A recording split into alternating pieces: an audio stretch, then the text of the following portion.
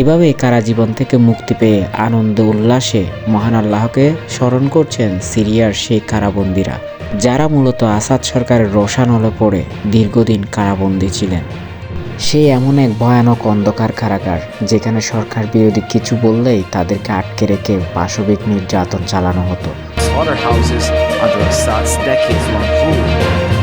আসাদ সরকারের পতনের পর বিদ্রোহীরা এই ভয়ানক কারাগার থেকেই তাদেরকে মুক্ত করে দেয় এবং মুক্ত বাতাসে তারা আল্লাহু আকবর বলে ধ্বনিতে প্রকম্পিত করে।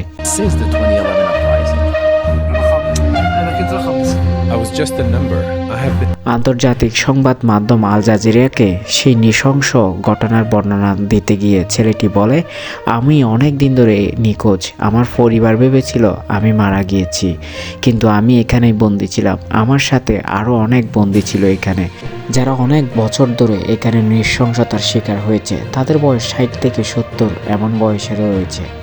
আল জাজিরার সেই প্রতিবেদনে সেই ভয়ানক কারাগারের চিত্র ফুটে ওঠে, যেখানে দেখানো হয় অন্ধকার কারাগার, যেখানে সূর্যের আলো বাতাস পৌঁছাতে পারত না। নিজেদের ক্ষমতাকে পাকাপোক্ত করতে এমন কারাগার বানিয়েছে যেখানে সব ধরনের নৃশংসতা চলত বন্দীদের সাথে।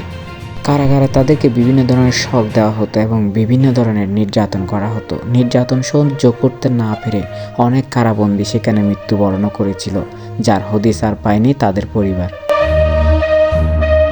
এই লোকগুলো সেই কারাগারে বন্দী ছিলেন, যারা মুক্তি পেয়ে বলছিলেন দামাস্কের মধ্যভাগে এই কারাগারটি অবস্থিত, যেখানে নৃশংসতার শিকার হয়েছেন তারা।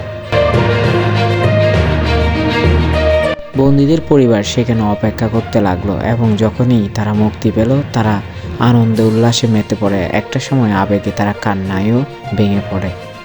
ভয়ানক সে কারাগারের সে কত চিহ্ন এখনো বয়ে বেড়াচ্ছে। পাশবিক নির্যাতনের চিত্র যেন ফুটে উঠছে দেয়াল জুড়ে।